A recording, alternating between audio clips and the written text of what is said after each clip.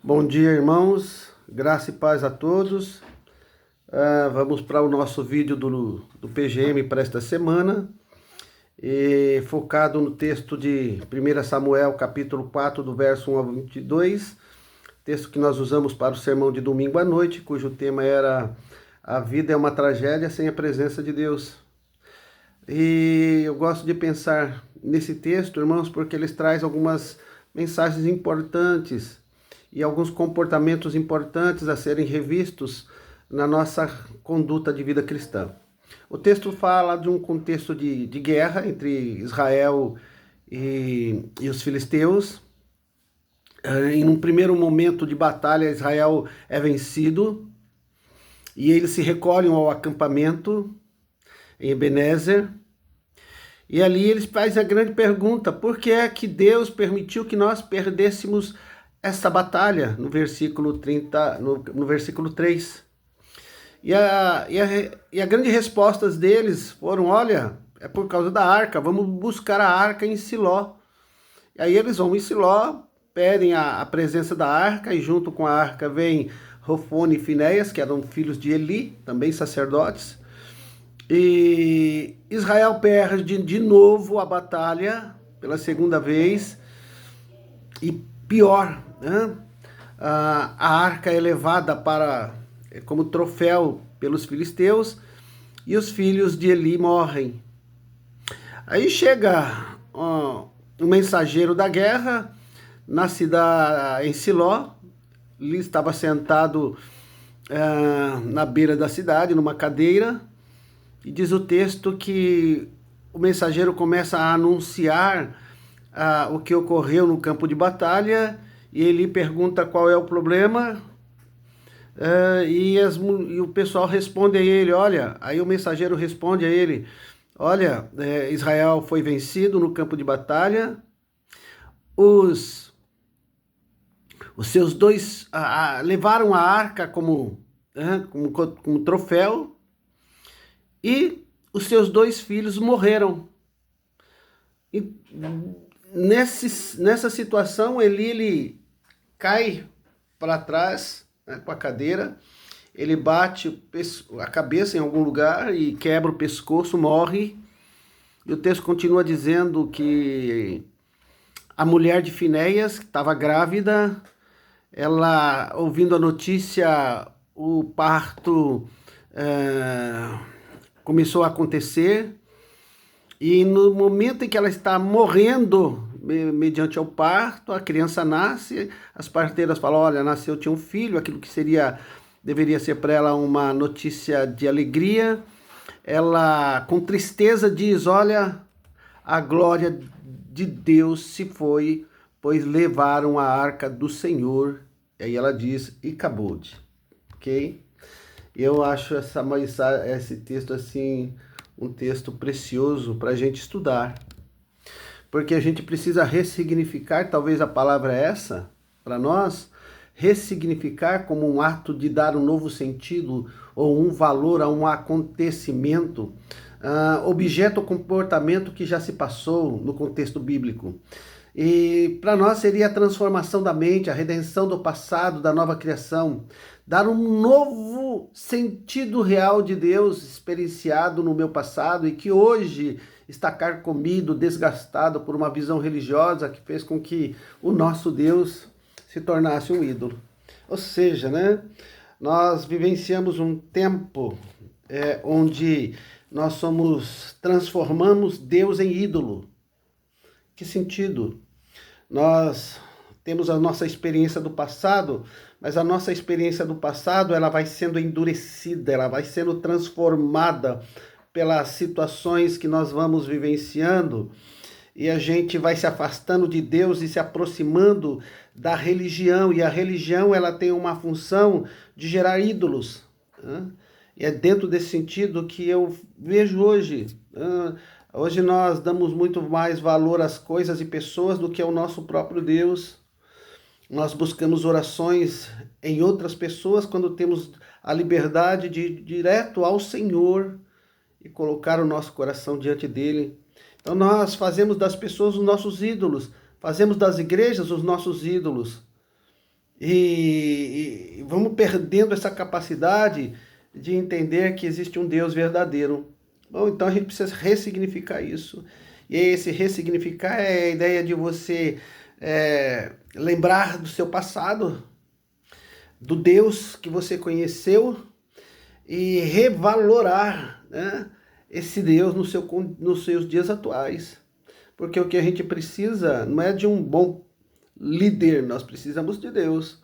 Nós não precisamos de uma grande igreja, nós precisamos do Senhor. Né? E às vezes a nossa busca ela está em coisas e pessoas. Então, ressignificar a presença de Deus em nossas derrotas, por exemplo. Né? O que aconteceu?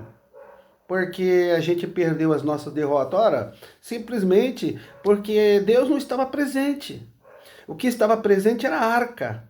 Eles transformaram a arca num amuleto de sorte. E esse amuleto de sorte é que dariam a eles a vitória com relação aos seus inimigos. E não aconteceu, porque as nossas vitórias, elas não vêm das coisas e pessoas, elas vêm de Deus. Outra coisa importante, porque quando a arca chega no arraial dos israelitas, eles gritam de maneira que estremece todo o chão, e os filisteus ficam com medo. A ideia é de que às vezes os ídolos são como um tigre de papel, né? Eles não são nada. Eles só geram uma histeria no coração das pessoas. E a gente tem a certeza, irmãos, nós não ganhamos as nossas batalhas mediante aos gritos.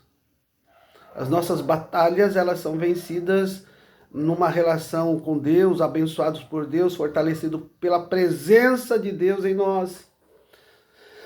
Então, assim, a primeira coisa é ressignificar isso, né? O meu Deus. Tirar ele dessa caixinha que nós colocamos e colocar ele numa relação com a gente pessoal. Um Deus verdadeiro, um Deus que opera, que realiza, e não objetos que simbolizem este Deus, ok? A segunda coisa a ser pensada é ressignificar nossa espiritualidade. E aí eu falo isso a partir da voz do líder dos filisteus.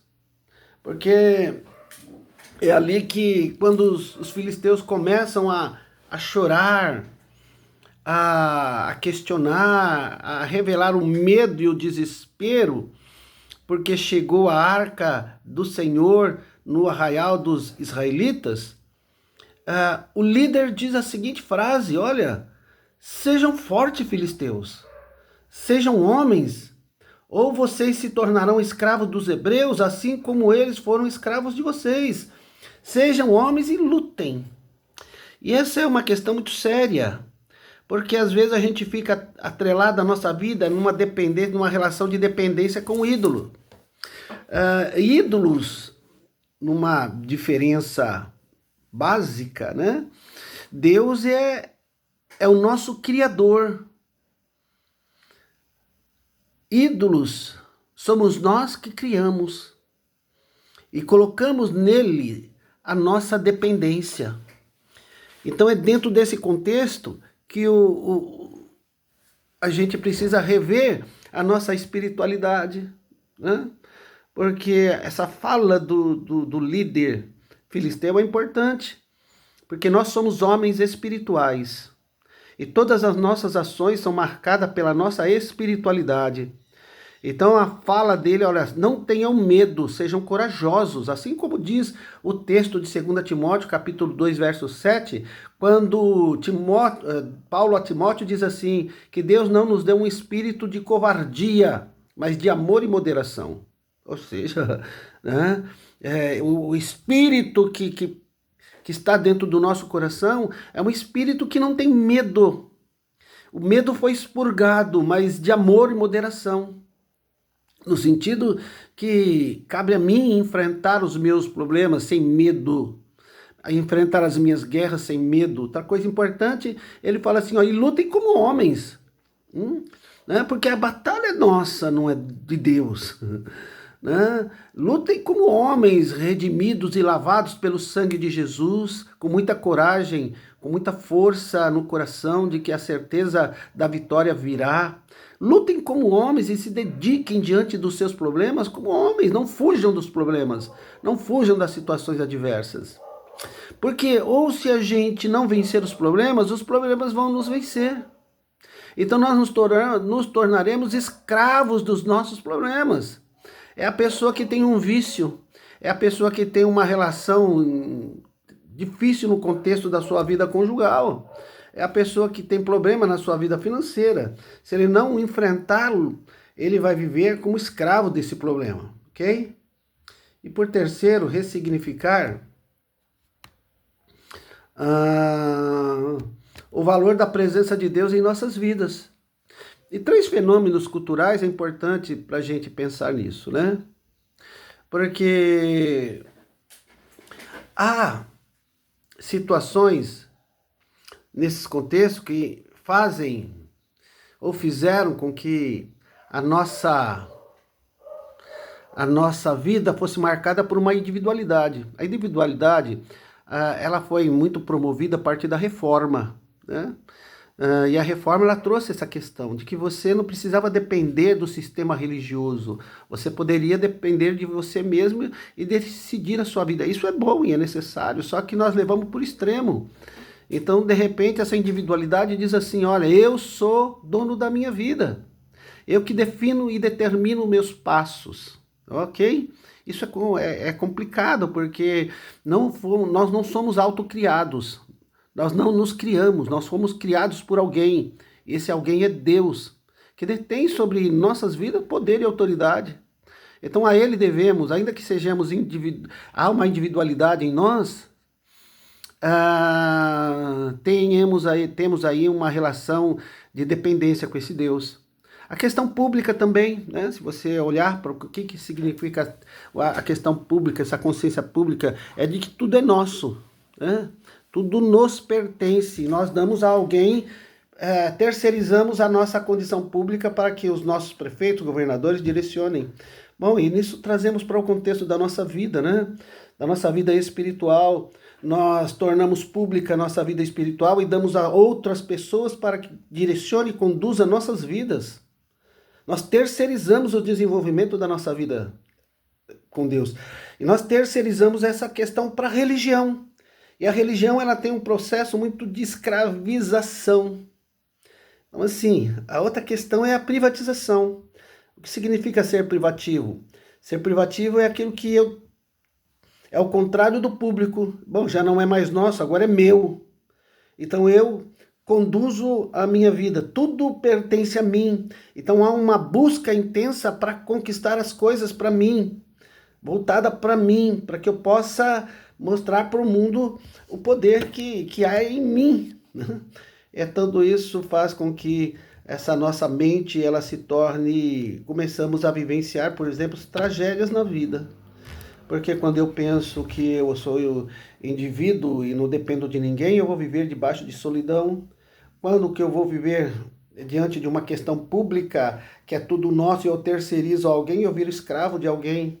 E quando eu, de alguma maneira, privatizo a minha vida cristã, eu vou dizer que ela é minha, vou me tornar extremamente egoísta. Olha que terrível, isso é tragédia. Tragédia tal qual aconteceu com Israel, por exemplo, né? Israel perdeu a primeira batalha, buscou a arca, perdeu a segunda batalha, a arca foi levada para o contexto de vida dos filisteus, o arraial dos filisteus. Aí vem a desgraça, aí vem as tragédias acontecendo. A mensagem chega até Eli, ele morre. A mensagem chega até o povo, a mulher de Finéias, que estava grávida, morre no parto. O filho dela se torna o lema da vida naquele exato momento. E acabou a glória de Deus se foi. Pensamos nisso, queridos, para que a gente não caia nesse laço maligno e que a gente não faça de Deus um ídolo e que a gente aprenda a viver e ressignificar a nossa relação com Deus, ressignificar a nossa espiritualidade e ressignificar a presença de Deus em nossas vidas, ok? Que Deus abençoe você, te dê um ótimo PGM, que a bênção do Senhor esteja sobre a tua vida, em nome de Jesus.